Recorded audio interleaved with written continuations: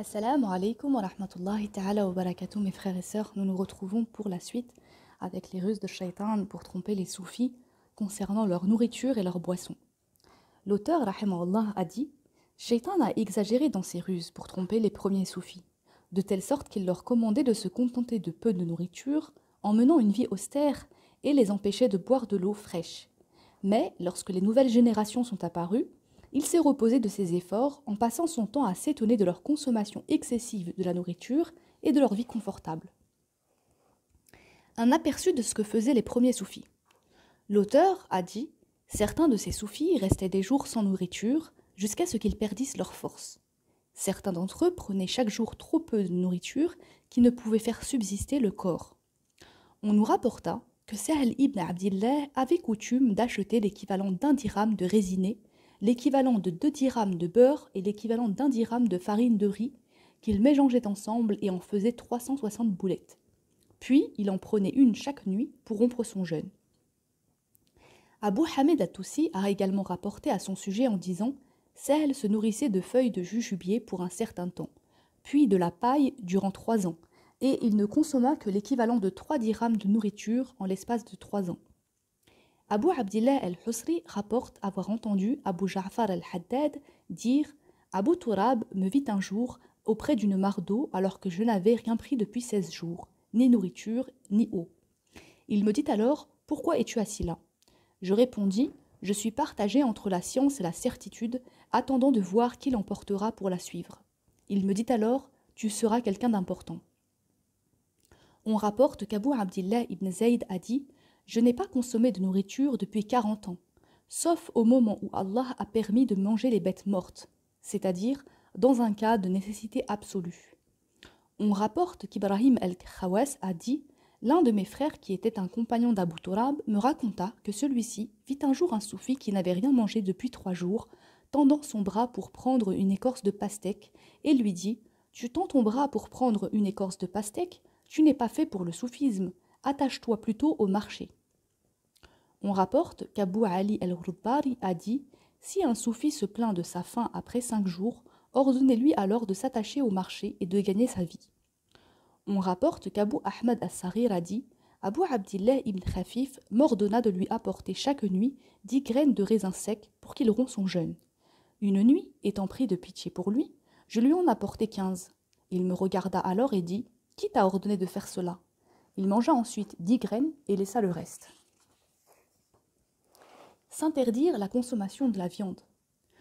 L'auteur a dit « Il y a parmi les soufis ceux qui ne consommaient pas de la viande, allant jusqu'à dire que la consommation de l'équivalent d'1 dirham de viande endurcit le cœur pendant 40 jours. » Certains d'entre eux s'interdisaient tout genre de bonne nourriture licite, s'appuyant sur la narration de Aïcha radhiyallahu anha, qui rapporte que le messager d'Allah sallallahu alayhi wa sallam a dit « Interdisez-vous la bonne nourriture, car si le diable a le pouvoir de circuler dans les veines, c'est grâce à elle. » Mentionné par Ad-Daylami dans Musnad al-Firdaus 988. Al-Albani l'a jugé comme étant inventé dans Ad-Da'ifa 1879. Certains parmi eux s'interdisaient la consommation de l'eau pure. D'autres s'interdisaient la consommation de l'eau fraîche et buvaient de l'eau chaude. D'autres mettaient l'eau dans une grande jarre enfouie dans le sol pour qu'elle devienne chaude et la buvaient ainsi. D'autres encore s'infligeaient des châtiments en ne buvant pas de l'eau pendant un bon moment. Isa ibn Moussa al-Bistami rapporte avoir entendu son père dire « J'ai entendu mon oncle paternel, le serviteur d'Abu Yazid, dire « Je n'ai rien mangé de ce que mangent les mortels depuis 40 ans. Le châtiment le moins sévère que j'ai fait subir à ma propre personne, c'est d'avoir décidé de la priver d'eau durant 1 année, suite à son refus de m'obéir. C'est ainsi que je n'ai pas bu d'eau durant 1 année. » Abu Hamid al-Ghazali rapporte qu'Abu Yazid a dit « J'ai invité ma propre personne à l'adoration d'Allah subhanahu wa ta'ala, et elle a décliné cela. J'ai alors décidé de ne pas boire d'eau ni dormir durant 1 année, et elle a fini par m'accorder cela. » Section. L'auteur a dit « Abu Talib al-Makki a établi pour les soufis une conduite alimentaire en disant par exemple « Je recommande aux disciples de ne pas consommer plus de 2 pains en l'espace d'1 journée et d'1 nuit. » Certains d'entre eux travaillaient dans l'alimentation mais ne prenaient que peu de nourriture, et d'autres limitaient la quantité de leur nourriture graduellement. Or tout cela est nocif pour le corps et réduit ses aptitudes physiques. L'auteur a dit: Abu Abdillah Muhammad ibn Ali al-Tirmidhi a élaboré pour eux un livre qu'il a intitulé Riyadat al-Nufus, dans lequel il a dit: le novice dans ce domaine doit jeûner durant 2 mois successifs pour se repentir auprès d'Allah, puis il rompt son jeûne en ne prenant que peu de nourriture. Il mange un peu de pain et renonce aux accompagnements, tout ce qui s'ajoute au pain, aux fruits, au plaisir, à la fréquentation des frères en religion et à la lecture des livres, car toutes ces choses sont des réjouissances pour l'âme. Il prive alors son âme des plaisirs au point de la remplir d'angoisse. L'auteur a dit: une certaine personne faisant partie de la nouvelle génération des soufis a instauré pour eux ce que l'on appelle la quarantaine, qui consiste à ce que l'un d'eux reste 40 jours sans manger de pain, mais il peut consommer les huiles et une grande quantité de délicieux fruits. Ceci est un aperçu de leurs pratiques alimentaires représentatif de toutes les autres non mentionnées. Démontrer comment Shaitan les a trompés par ses ruses concernant ces pratiques et montrer leurs erreurs à leur sujet. L'auteur a dit: en ce qui concerne ce qui a été rapporté à propos de Sahl, cela est interdit, car il a fait endurer à sa propre personne ce qu'elle ne peut supporter. De plus, Allah a honoré les êtres humains en leur accordant les céréales et a fait de leurs enveloppes de la nourriture pour leurs animaux. Il ne convient donc pas de concurrencer les animaux en mangeant de la paille. D'ailleurs, quelle valeur nutritive y a-t-il dans la paille? Ce genre de choses est tellement évident qu'il n'a pas besoin d'être réfuté. Abu Hamid a rapporté que Sahl considérait que la prière de celui qui l'accomplit assis en étant affaibli par la faim est plus méritoire que celle de l'homme qui l'accomplit debout en ayant de la force qu'il a tirée de la nourriture. L'auteur a dit: ceci est une erreur. Bien au contraire, le fait de prendre des forces afin de pouvoir se tenir debout pour la prière est une adoration, car cela l'aidera pour le faire.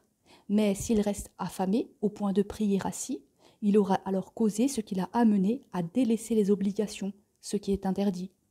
Pour ce qui est de la parole d'Al-Haddad disant « Je suis partagé entre la science et la certitude, attendant de voir qui l'emportera pour la suivre », ceci est de la pure ignorance, car il n'y a pas d'opposition entre la science et la certitude, cette dernière étant le plus haut degré de la science. Qu'est-ce qui rapporte la science et la certitude au délaissement de ce dont a besoin l'âme comme nourriture et boisson? Quant à la parole d'Abu Yazid disant « Je n'ai pas consommé de nourriture depuis 40 ans, sauf au moment où Allah a permis de manger les bêtes mortes », ceci est un acte qui provient de sa méprisable opinion et une charge qu'il s'est imposée sans nécessité. Quant au blâme subi par celui qui a tendu son bras afin de prendre une écorce de pastèque après avoir éprouvé une longue faim, il n'a aucun fondement. Celui qui reste 3 jours sans nourriture ne pourra échapper au blâme de la loi de la religion. L'auteur a dit: ce qui a été fait par Ibn Khafif en réduisant sa nourriture est un acte méprisable et non convenable.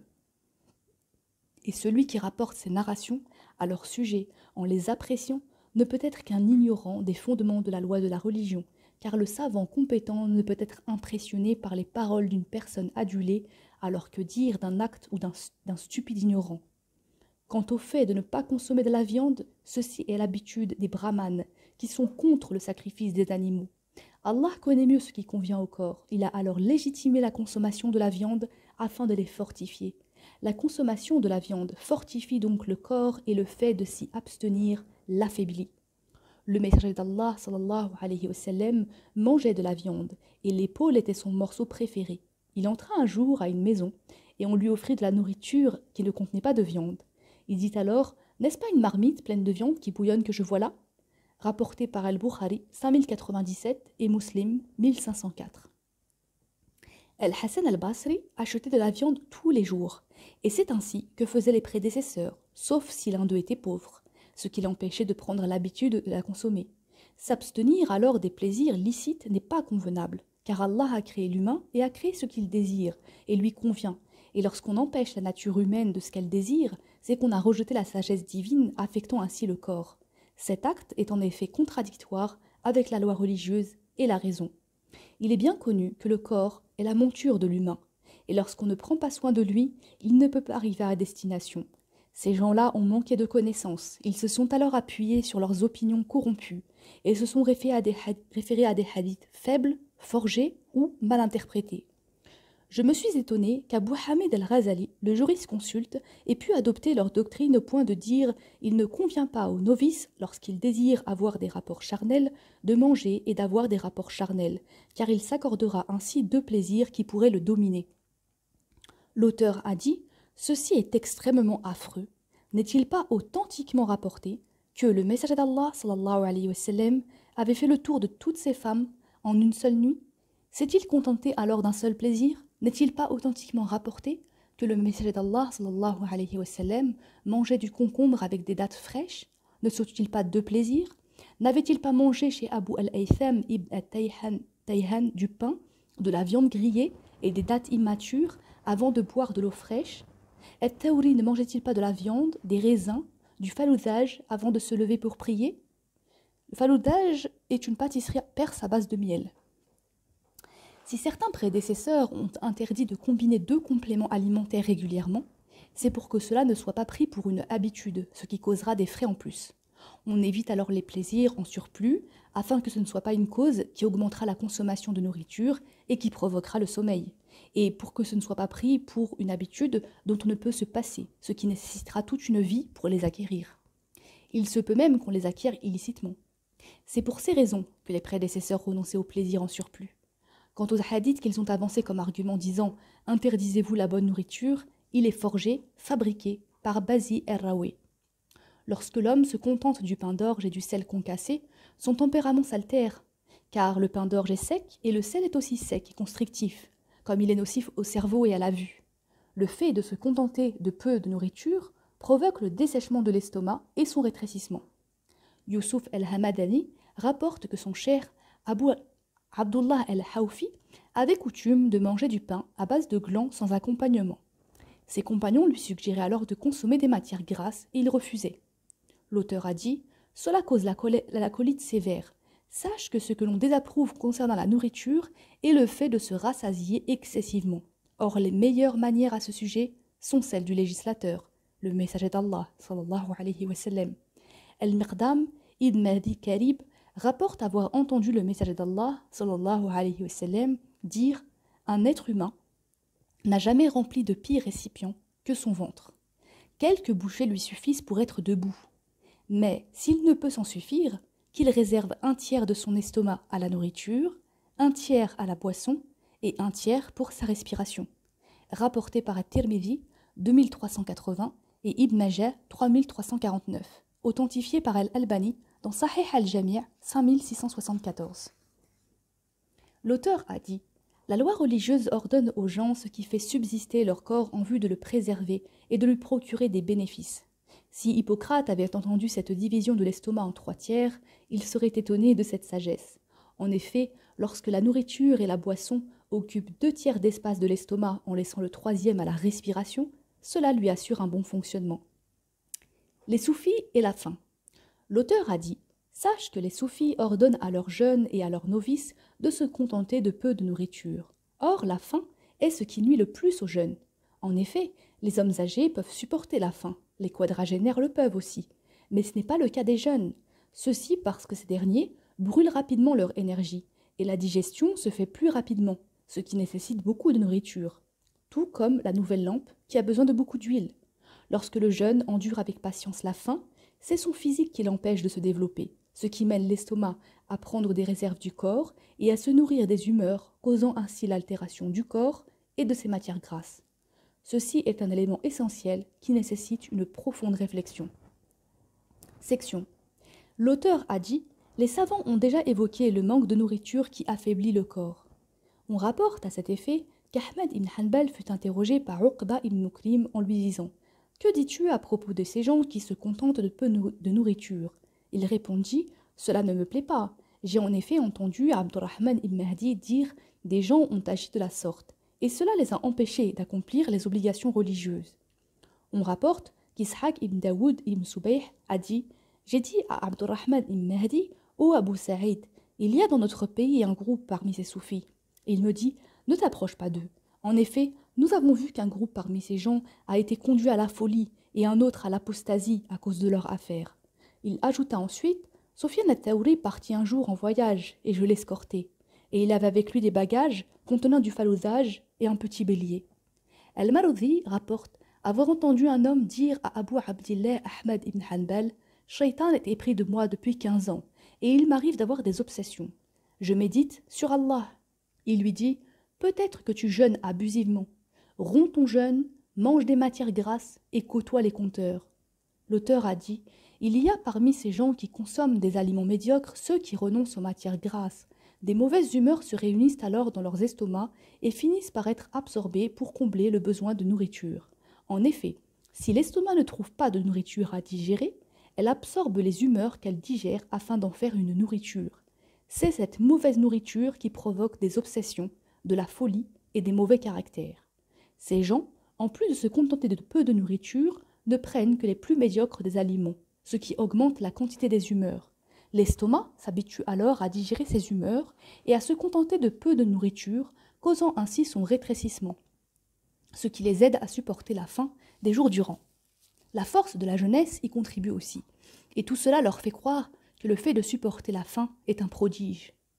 Abdul Mu'naïm ibn Abdel Karim rapporte que son père lui a dit: il y avait une femme très âgée qui fut interrogée au sujet de son état, et elle répondit: lorsque j'étais jeune, je ressentais des sensations que je croyais être un aspect de la force de ma condition. Mais en grandissant, elles ont disparu. J'ai compris alors qu'elles faisaient partie de la force de la jeunesse, et non ce que je croyais. Il a ajouté ensuite: j'ai entendu Abu Ali ad-Daqaq dire: tous ceux qui ont entendu cette histoire parmi les vieux ont éprouvé de la sympathie pour cette vieille femme. Elle était équitable. L'auteur a dit: si l'on dit comment pouvez-vous interdire la restriction de nourriture alors qu'on vous a rapporté que Omar radiallahu anhu ne prenait qu'11 bouchées durant toute la journée, qu'Ibn Zubayr est resté une semaine sans rien manger et qu'Ibrahim at-Taymi ne s'était pas nourri durant 2 mois? La réponse est de dire qu'il arrive parfois à l'être humain de rester sans manger. Mais il ne doit pas prendre cela pour habitude ni avoir l'intention de le faire. Certains prédécesseurs restaient affamés à cause de la pauvreté. D'autres avaient l'habitude de supporter la faim sans que cela ne nuise à leur corps. Il y a aussi des Arabes qui passaient des jours en ne se nourrissant que de lait. Nous n'ordonnons pas toutefois aux gens de manger à satiété. Nous interdisons plutôt la faim qui affaiblit les forces et nuit au corps. En effet, si le corps devient faible, l'adoration se réduit. Anas radiallahu anhu rapporte: on servait à Omar ibn al-Khattab radiallahu anhu un sa de dattes. Un sa, c'est une unité de mesure médinoise du poids des grains équivalente à 3 kg à peu près. Donc on servait à Omar ibn al-Khattab un sa de dattes et il les mangeait toutes, y compris les moins bonnes. On nous rapporta qu'Ibrahim ibn Adhem avait acheté du beurre, du miel et du pain de bonne qualité, et on lui dit: vas-tu manger tout cela? Il répondit: lorsqu'on trouve de la nourriture, on mange comme des hommes, et lorsqu'on n'en trouve pas, on patiente comme des hommes. L'eau pure. L'auteur rahimahullah a dit: quant au fait de boire de l'eau pure, cela était la préférence du messager d'Allah sallallahu alayhi wa sallam. Jabir ibn Abdillah rapporte que le messager d'Allah sallallahu alayhi wa sallam lui dit: si tu possèdes de l'eau ayant été conservée toute la nuit chez toi dans une outre, donne-la nous. À défaut, nous boirons sans utiliser de récipient. Rapporté par Al-Bukhari 5613-5621. Aïcha radiallahu anha rapporte: conserver au messager d'Allah sallallahu alayhi wa sallam de l'eau pure et fraîche en la puisant au puits d'As-Suqya. Rapporté par Abu Daoud 3735 et Ahmad 24172, authentifié par Al-Albani dans Sahih al-Jami' 4951. L'auteur a dit: il convient de savoir que l'eau stagnante engendre des cailloux dans les reins, des calculs rénaux, et bouche le foie.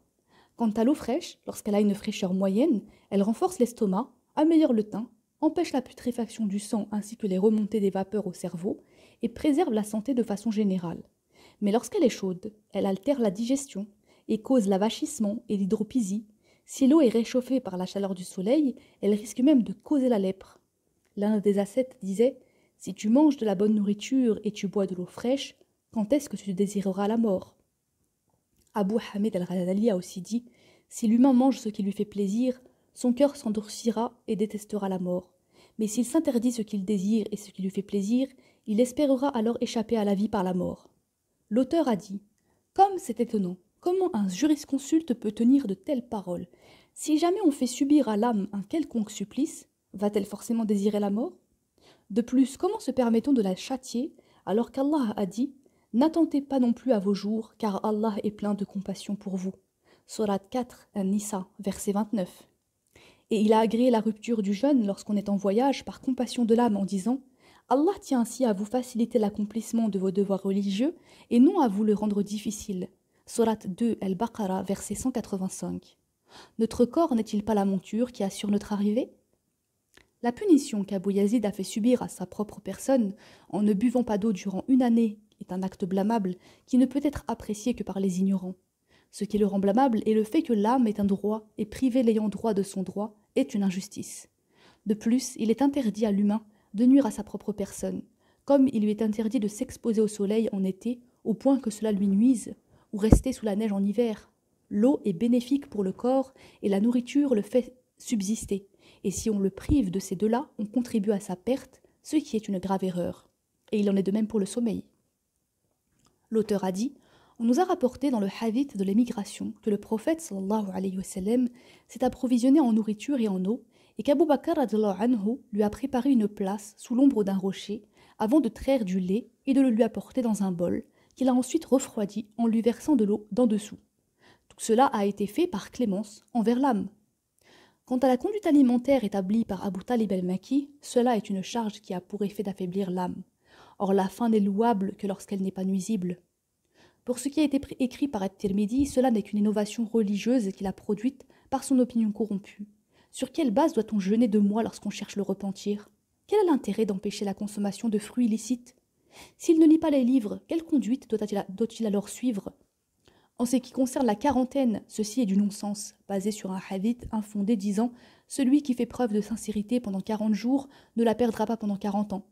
Pourquoi a-t-il estimé cela à 40 jours? Admettons que cela soit vrai. Quel est le rapport entre la nourriture et la sincérité qui est un acte du cœur? Tout cela n'est que de l'ignorance. Abdul Mun'im ibn Abdul Karim al-Kushairi rapporte que son père a dit « Les arguments des soufis sont plus convaincants que ceux de tous les autres, et la base de leur doctrine est plus solide que toutes les autres. Ceci parce que les gens sont soit des adeptes de la transmission, des textes scripturaires et des traditionnistes, soit des rationalistes et des penseurs. Or les cheikhs de cette secte, le soufisme, ont transcendé tout cela. En effet, ce qui est considéré par les gens comme mystère, eux le voient comme évidence. Ils sont les gens de la relation directe avec le divin, des mystiques, alors que les mortels sont les gens de la déduction. Leur disciple doit donc couper tout lien avec le monde matériel, à commencer par les biens, puis le prestige. Il ne doit dormir que s'il tombe de sommeil et doit réduire sa nourriture graduellement. L'auteur a dit « Celui qui a la moindre capacité de comprendre saura que ces paroles ne sont que du verbiage. En effet, celui qui se détourne des traditions transmises et de la raison ne figure même pas parmi les mortels, car il n'y a personne parmi les mortels qui ne soit pas déducteur. Quant à cette relation directe avec le divin que l'on a mentionnée, c'est du non-sens. Nous demandons à Allah de nous préserver du verbiage, des disciples et des maîtres, et c'est Allah qui accorde le succès. » Quelques hadiths mettant en évidence leurs erreurs.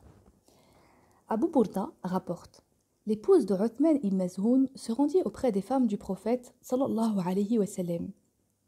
Et ces dernières lui dirent lorsqu'elles la virent dans un mauvais état: qu'est-ce qui ne va pas chez toi? Pourtant, il n'y a pas à Quraysh un homme plus riche que ton époux. Elle répondit: on n'obtient rien de lui. Il passe ses nuits à prier et ses journées à jeûner.